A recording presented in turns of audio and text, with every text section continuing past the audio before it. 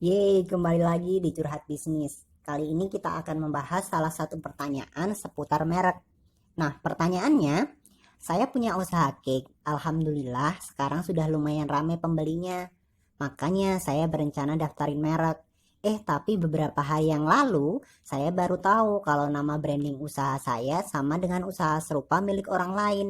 Nah, apakah kalau nama mereknya sama bisa berisiko?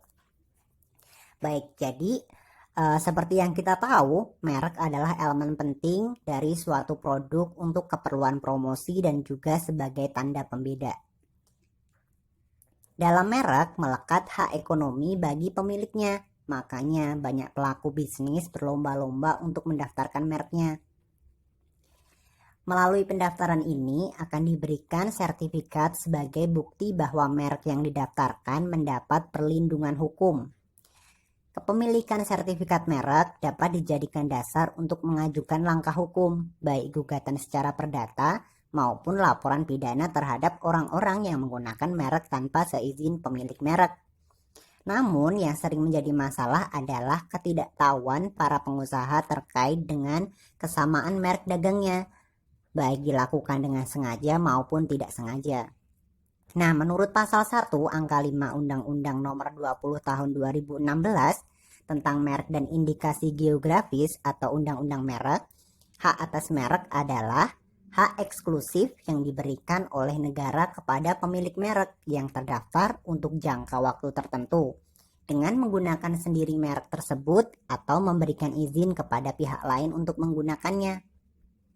Pemilik merek berhak untuk mengajukan gugatan karena memiliki hak atas merek. Perbuatan ini dilakukan untuk menghindari terjadinya kerugian yang dialami pemilik merek. Pengajuan gugatan dilakukan ke pengadilan niaga dapat berupa ganti rugi dan atau penghentian semua perbuatan yang berkaitan dengan penggunaan merek tersebut. Ini dijelaskan di pasal 83 ayat 1 Undang-Undang Merek. Nah, selain itu, bagi yang menggunakan merek yang sama dengan merek milik orang lain dapat juga dikenai sanksi pidana. Ini dijelaskan di pasal 100 sampai pasal 102 Undang-Undang Merek. Ketidaktahuan atau ketidaksengajaan bukan menjadi alasan untuk membenarkan perbuatan tersebut.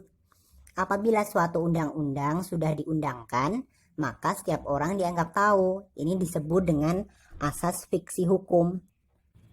Oleh karena itu, sebaiknya sebelum menggunakan merek yang diinginkan, baiknya mencari tahu terlebih dahulu apakah merek tersebut sudah terdaftar atau belum. Nah, kayak gitu ya jadi jawabannya. Nah, kalau teman-teman yang lain punya pertanyaan seputar merek, legalitas usaha, atau masalah hukum yang lain, boleh juga disampaikan di kolom komentar. Pasti bakal kami bahas di lain waktu.